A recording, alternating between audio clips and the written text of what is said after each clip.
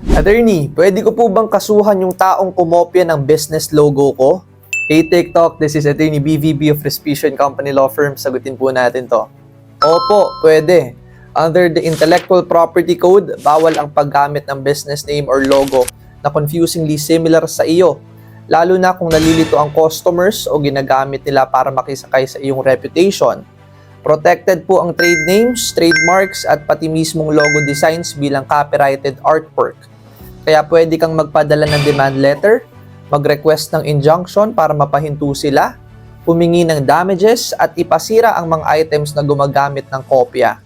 Pwede ka ring mag-file ng complaint sa Intellectual Property Office of the Philippines for fast administrative action at sa Special Commercial Court para sa full civil remedies. At kung willful o sinadyang manggaya, pwede ka ring mag-file ng criminal case for infringement.